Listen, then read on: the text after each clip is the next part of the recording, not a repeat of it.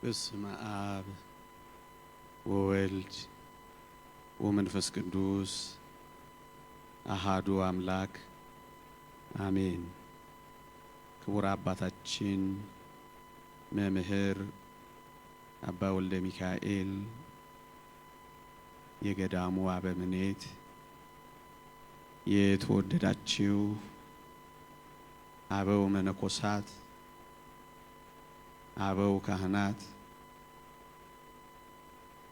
የተወደዳችሁ በተልእኮ ምስጢር የምትፋጠኑ ዲያቆናት፣ ሊቃውንተ ቤተ ክርስቲያን፣ መምህራነ ወንጌል፣ ዘማሪያን፣ የተወደዳችሁ ምእመናንና ምእመናት በልዑል እግዚአብሔር ስም እንደምን ሰነበታችሁ? እንደምን አላችሁ? አሜን። በምህረቱ የጎበኘን እንዲህ ላለው የበረከት ሥራ ያሳተፈን አምላካችን እግዚአብሔር ይክበር ይመስገን። የጻድቁ አባታችን የአቡነ ተክለ ሃይማኖት በረከት ረድኤት ከሁላችንም ጋር ይሆንልን። ሰው ብቻውን ይሆን ዘንድ መልካም አይደለም። ለጥቂት ደቂቃዎች የምንመካከርበት ርዕሳችን ነው። ሰው ብቻውን ይሆን ዘንድ መልካም አይደለም። ይህንን ቃል እግዚአብሔር ለአዳም ሔዋንን ሲሰጠው ተናግሮታል። አሁን ደግሞ እኔ ማነሳው ከዚህ ምስጢር የተነሳ ጠርጠሉስ ወይም ቱርቱልያን የተባለ ሊቅ የተናገረውን ነው። አነበዋለሁ። ሰው ብቻውን ይሆን ዘንድ ጥሩ እንዳልሆነ እግዚአብሔር ያውቅ ነበረ።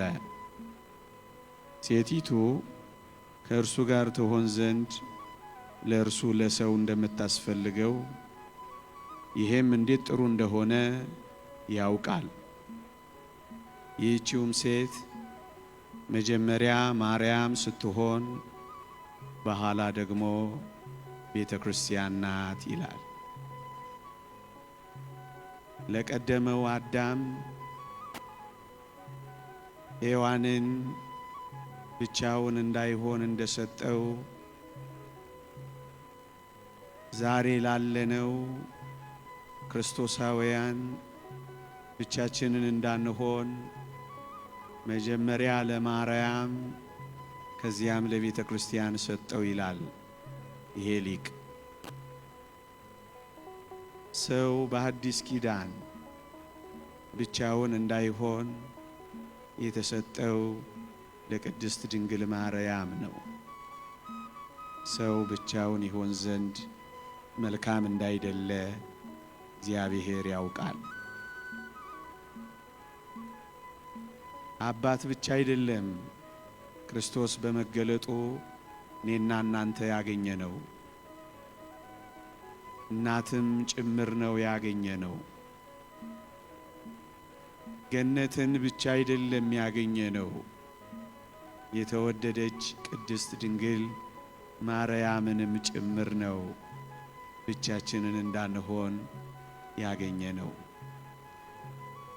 ለቅዱስ ዮሐንስ እነኋት እናትህ ብሎ የሰጠው ቅዱስ ዮሐንስ አዲሲቷን ቤተ ክርስቲያን በክርስቶስ ደም የተዋጀችውን ቤተ ክርስቲያን ወክሎ ነው። እኛን ወክሎ ነው ብቻውን እንዳይሆን እናት ተቀብሎ ወደ ቤቱ የሄደው። አንድ ሊቅ እንዲህ ይላል፣ ቅዱስ ዮሐንስ የቤተ ክርስቲያን ምሳሌዋ ነው ይልና እርሱ ቅዱስ ዮሐንስን እንደ ንጽሕት ድንግል ሆኖ በሐዋርያት ስብከት ለጣጨች ለክርስቶስ ቤተ ክርስቲያን ምሳሌዋ ነው ይላል። ንጹሕ ስለሆነ ንጽሕት የሆነች ለሐዲስ ኪዳን ቤተ ክርስቲያን ምሳሌ አድርጎ እናቱን የሰጠው። አሁን ቤተ ክርስቲያን ብቻዋን አይደለችም፣ እናትም ጭምር አላት። አባት ብለን የምንጠራውን ብቻ አይደለም፣ እማ እናት ብለን የምንጠራበትንም ጸጋ ነው በሐዲስ ኪዳን የሰጠን ወገኖቼ። ለዚህ እኮ ነው በመጨረሻ የክርስቶስ የመስቀል ኑዛዜው የሚያወርሰው ሀብት፣ የሚናዘዘው ርስት፣ የሚሰጠው ስጦታ የሌለው ክርስቶስ ሀብት አድርጎ ስጦታ አድርጎ ብቻውን ለሆነው የሰው ልጅ እንደ ቀድሞ ሔዋንን አይደለም፣ አዲሲቷ ሔዋንን ቅድስት ድንግል ማርያምን ብቻችንን እንዳንሆን እናትን የተሰጠን። ለጉዳዩ በጣም ቅርበት የነበራቸው ለዘመንም በጣም ቅርበት የነበራቸው እውነተኛ ምስክሮች ናቸው ምእመናን። ቅዱስ አግናጤዎስ ምጤው ለአንበሳ ይህንን ጉዳይ ሲያወሳ እንዲህ ነበር ያለው። ትሕትና ትጥቋ ነው።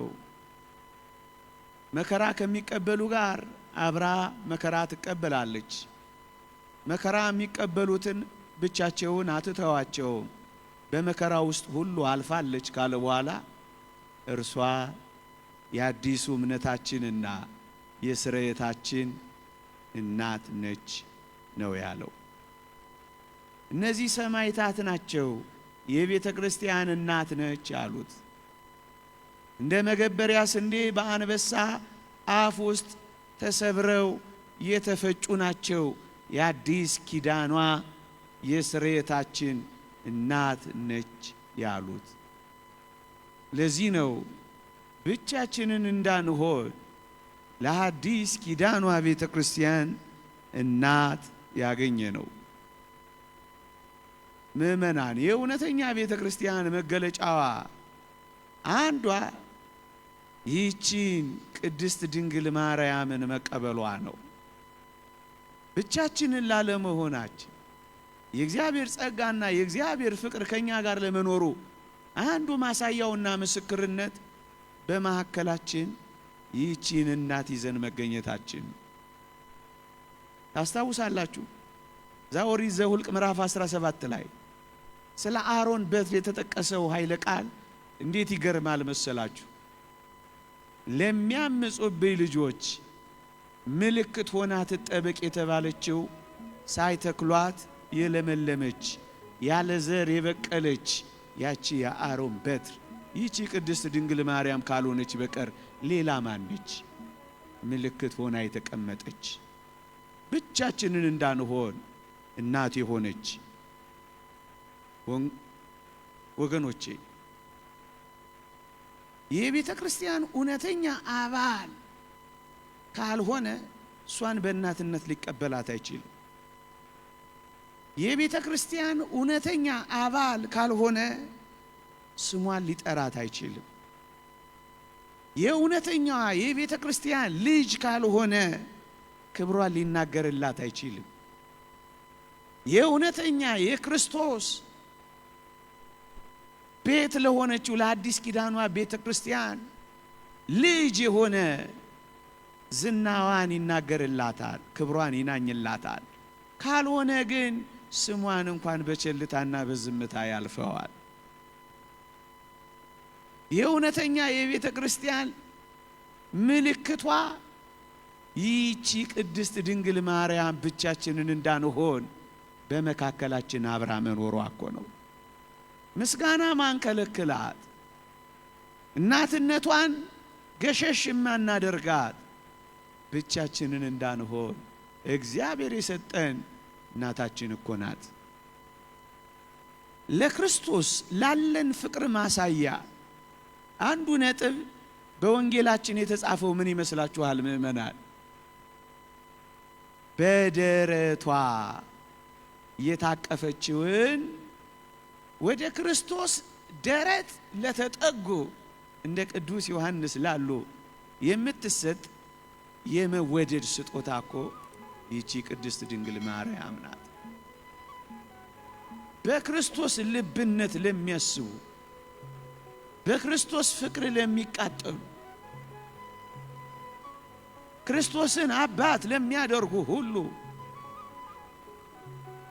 እሷን መቀበል እንደ ቅዱስ ዮሐንስ በክርስቶስ ልብና ደረት ውስጥ ለሚጠጉ የፍቅር ባለሟሎች የሚቀበሉት ስጦታ ነው ወገኖቼ። ወደ ክርስቶስ ደረት ከተጠጋህ ነው የምትቀበላት። ነገረ ኢየሱስ ሲገባህ ነገረ ማርያምን ነው የምታውቃት። ወደ መስቀሉ ሲጠጉ ወደ መከራው ሲጠጉ የሚያገኟት ብቻችንን እንዳንሆን የምትሰጠን ስጦታ ይህቺ ቅድስት ድንግል ማርያም ናት። ለልብ ወዳጆች የምትሰጥ የልብ ወዳጅ የሆነች ይህቺ ቤተክርስቲያን አንዷ የፍቅሩ ማሳያዋ ድንግል ማርያምን ተቀብላ መኖሯ ነው። በእናትነት በመካከል ማኖሯ ነው ወገኖቼ። ብቻችንን አይደለንም። ይሄው 2000 ዘመን አለፈ። ቅድስት ድንግል ማርያም በመካከላችን ሆና ቅዱስ ዮሐንስ ወንጌላዊ ወደ ደረቱ ወደ ፍቅሩ ተጠግቶ የተቀበላ ስጦታ ናት። ፓትርያርክ ሽኖዳ ከዘመናውያን ሰባኪያን መካከል አንድ አስደናቂ ቃል እዚህ ጋር ያመጣሉ። ምን ይላሉ? ቅዱስ ዮሐንስን አንተ ዮሐንስ ሆይ ማርያምን ዛሬ ወደ ቤት የወሰድካት ይላሉ። በኑሮ ልትደጎማት የእርጅናና የእርግና ዘመኗን ልታሳምርላት እንዳይመስልህ የአገልግሎትህ እኮ በረከት ናት ብለውታል። ማርያምን በእናትነት የሚወስድ በረከትን ይወስዳል። ድንግልን ተቀብሎ የሚሄድ ብቻውን አይሆንም። ለዚህ ነው ወገኖቼ አንድ ሊቅ እጠብቃት ብሎ ወስዶ ተጠበቀባት ብሎ የተቀኘው እኮ ለዚህ ነው ወገኖቼ። እኛ ለእመቤታችን ለድንግል ማርያም የምናስፈልጋት መስሏቸው አንዳንዶች ሁሉን ነገር የነፈጓታሉ። ይህቺ ናት ብቻችንን እንዳንሆን ታስፈልገናለች እንጂ ኦርቶዶክሳውያን እኛ እኮ ለሷ የምናስፈልጋት ሆና እኮ አይደለም። ለዚህ ነው እጠብቃት ብሎ ወስዶ ተጠበቀባት ያሉት። እንደውም አንድ አምብሮስ የተባለ ሊቅ ይሄን ጉዳይ በጥልቀት ሲመለከት ምን ይላል? በጣም ይደንቃል። ከወንጌላት ሁሉ መጨረሻ የተጻፈው የቅዱስ ዮሐንስ ወንጌል ነው ይልና እንዲህ አይነት ጥልቅ ትምህርት፣ እንዲህ አይነት መራቀቅ፣ እንዲህ አይነት ሰማያዊ ጉብኝት፣ እንዲህ አይነት መረዳት ከየት አመጣ ቅዱስ ዮሐንስ ብሎ ይጠይቅና ብቻውን አልነበረም ከማርያም ጋር ስለሚኖር ነው ይላል። ከሷ ጋር የሚኖሩ ጥልቅ የሆነ ትምህርትን ያገኛሉ ምእመናን። መላእክት የሚማሩባት ትምህርት ቤት ናት። በሷ ውስጥ የተሰጠው ጸጋ ተዝቆ የማያልቅ ጸጋ ነው።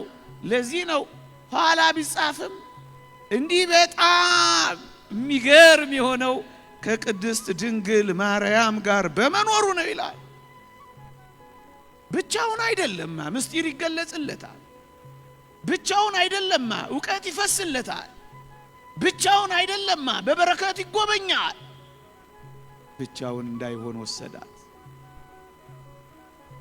ኦርቶዶክሳውያን ብቻችንን እኮ አይደለን። ወደ ልባችን፣ ወደ ቤታችን፣ ወደ ሕይወታችን፣ ወደ ኑሯችን፣ ወደ መቅደሳችን፣ ወደ ምስጋና አውዳችን፣ ወደ ትምህርታችን፣ ወደ ማህሌታችን ይዘናት ገብተናል። ብቻችንን አይደለም። መጀመሪያ መምህሩ ነበር የወሰዳት። ታስታውሱ ከሆነ መጥምቀ መለኮት ቅዱስ ዮሐንስ የወንጌላዊ ቅዱስ ዮሐንስ መምህር ነው። ወንጌላዊ ቅዱስ ዮሐንስ የመጥምቀ መለኮት ተማሪ ነው። መጀመሪያ መምህሩ ወሰዳት፣ ከዛስ ተማሪው ተቀበላታ።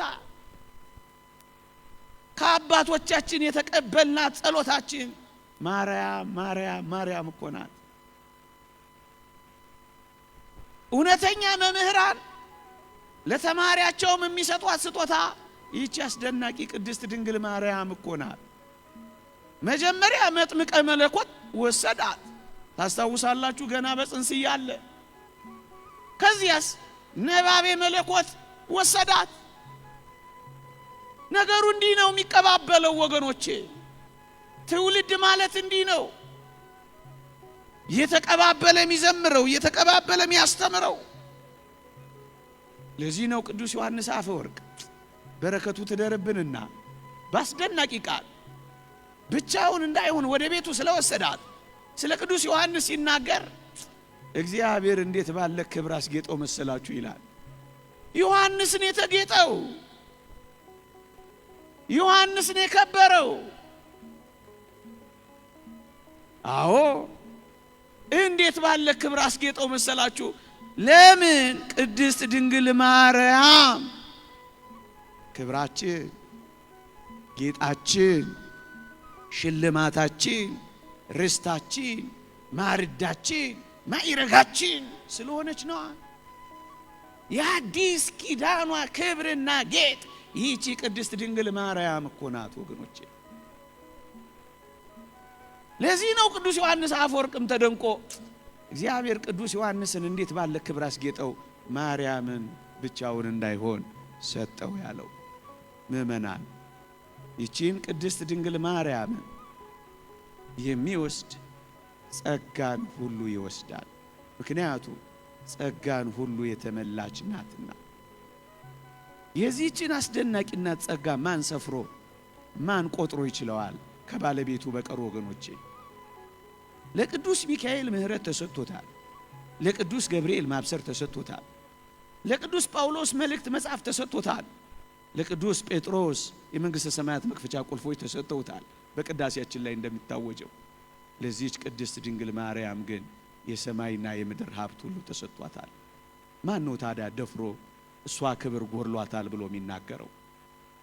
ሮሜ 3ን ጠቅሰን ሁሉ የእግዚአብሔር ክብር ጎርሏቸዋል ስንል እሷንም የማንጨምረው ለምን መሰላችሁ? ጸጋ ተሞልታለች የሚል ቃል እኮ ስለምናገኝ ነው። ይብላኝ እሷንም ከዚህ ጋር ጨምሮ ለሚናገረው ሕዝብ ምእመናን የተለየ ጸጋ፣ የተለየ ክብር፣ የተለየ ሞገስ እርግማን በነገሰበት ምድር ውስጥ አንዲት የምናገኘው እሷን ነው። ብቻችንን እንዳንሆን ምልክታችን የሆነችው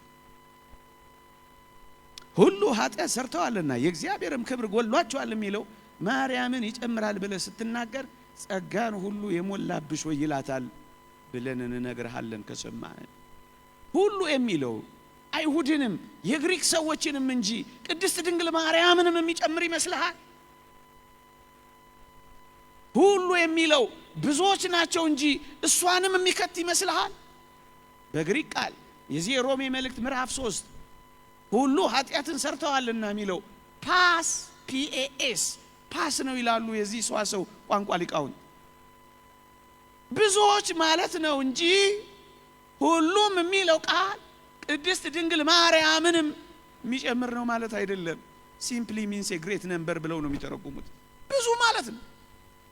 ይህንን ደግሞ ቅዱስ ጳውሎስ ነግሮናል። በአንዱ አለመታዘዝ ብዙዎች ኃጢአተኞች እንደሆኑ ነው የሚለው ሮሜ መልእክት ምዕራፍ 5 ብዙዎች ማለት ነው እንጂ ቅድስት ድንግል ማርያምም ጸጋ የጎደላት ናት ብለህ ስትጮህ መስማት ምንኛ ያሳፍራል። ዓለም ሁሉ እንዲጻፍ ማለት ዓለም ሁሉ ማለት ነው። ምድር ሁሉ ከኋላው ተከትሎታል ይላል ቅዱስ ዮሐንስ በወንጌሉ ምዕራፍ 12 ላይ። ሁሉም ማለት ነው አይደለም፣ ብዙዎች ማለት ነው። ብዙዎች ማለት ነው። ከበዛ ዘንድ ሁሉ ካነሰ ዘንድ ምንም ማለት የመጽሐፍ ልማድ ነው ይላል ሊቁ ዮሐንስ አፈወርቅ። የተወደዳችሁ ክርስቲያኖች ብቻችንን እንዳንሆን የተሰጠችን ይህች ልዩ ስጦታ ምስክራችን ናት።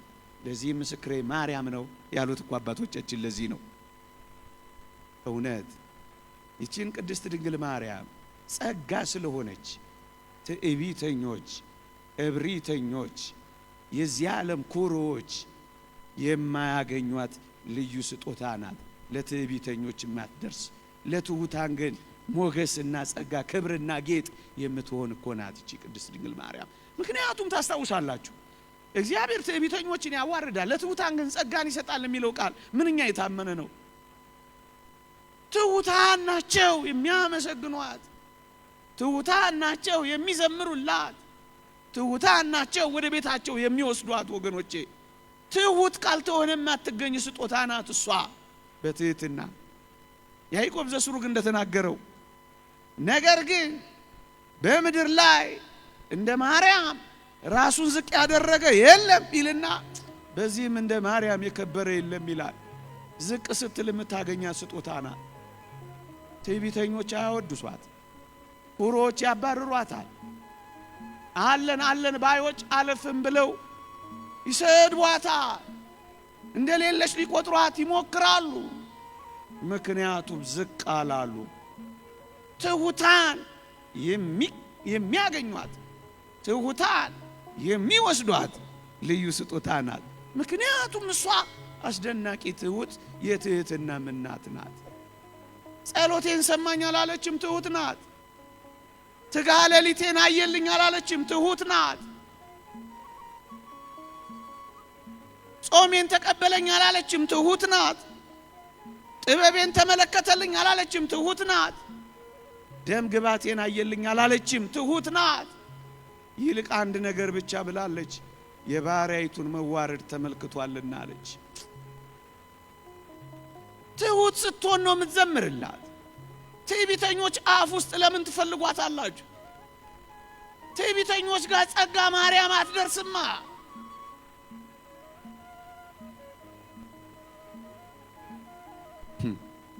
እንደ ቅዱስ ኤፍሬም ያሉ ትሑታን የሚያገኟት አስደናቂ ስጦታ ናት ቅድስት ድንግል ማርያም።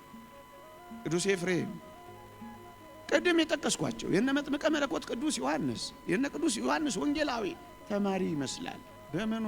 ቅድስት ድንግል ማርያምን በመውሰዱ። ምን ሆኖ? ትሑት ሆኖ ነው። እንዴት? ምን ይል እንደነበር ታውቃላችሁ? ከጌቶች ልጆች የሚወድቀውን ፍርፋሪ የሚለምን ውሻ እያለ ራሱን የሚቆጥር ሰው ነበረ። ሰው ሲያመሰግነው ሰውነቱ በፍርሃት ይንቀጠቀጣል፣ ሰውነቱ በላብ ይጠመቃል። ሲያከብሩት እንባ ይቀድመዋል። በእንባ እየታጠበ አባ ባስልዮስን ምን እንዳለው ሰምታችኋል? አባቴ ሆይ ለኔ ለኃጢአተኛው ክፉ ሰው ራርተ በጠባቡ መንገድ ብራኝ እያለ የሚያለቅስ ሰው ነው ማርያምን የሚያገኛት። ውሻ ነኝ የሚል እንዴ! ለምንድን ነው ኩሮቹ ስትፈልጓት የምታጧት? ጸጋ የለማ። ትጎች የሚጋደሉ የሚያገኟት እናት ናት። እንደማን? እንደ አባ ኤፍሬም ወደ በረሃ የወረደ የመጥምቀ መለኮት ቅዱስ ዮሐንስን መንፈስ ተሞልቶ ይመለስ ነበር ይላል ስለ አባ ኤፍሬም ያነበብኩት ጽሑፍ። በዚህ መንፈስ የሚመሩ ናቸው ስለ ማርያም የሚዘምሩላት፣ እሷን የሚያሞግሷት፣ እሷን ወደ ቤታቸው የሚወስዷት፣ ብቻቸውን እንዳይሆኑ የሚቀበሏት፣ እሷን የሚወስዷት። ጌታችን ቃል በቃል ደጋግሞ አነጋግሮታል አባ ኤፍሬምን። ቃል በቃል ከክርስቶስ ጋር የሚነጋገሩ ከማርያም ጋር ደግሞ መነጋገር ይጀምራሉ። አንተ ከክርስቶስ ጋር ያልተነጋገሩ ማርያምን ቢዘጉ ምን ያስደንቃል? ሁሉ ጊዜ ትንሣኤ የመሰለው አሉ ያገኘውን ሰው ሁሉ ክርስቶስ እኮ ተነስቷል ይላል አሉ። እንደኔና እንደናንተ የትንሣኤ ዘመን ሰላምታ ሁሌ ትንሣኤን ያበስራል አሉ። ክርስቶስ የሚያነጋግረው ሰው ነው አባ ኤፍሬም። ብቻውን አይደለማ፣ ቅድስት ድንግል ማርያም አለቻ። አንድ ሊቅ ጠቅሻ በቃለው፣ ሌሎች በርካታ መርሃ ግብራት ስላሉ። በሁለተኛው መቶ ክፍለ ዘመን የነበረ አንድ ታላቅ ሊቅ እንዲህ አለ። በዚህ ልጨርሰው። እንዲህ ይላል፣ እውነተኛ ክርስቲያን ልክ እንደ ቅዱስ ዮሐንስ በመስቀል ላይ ከተሰቀለው ጌታ ማርያምን ልክ እንደ እናቱ አድርጎ ይቀበላል።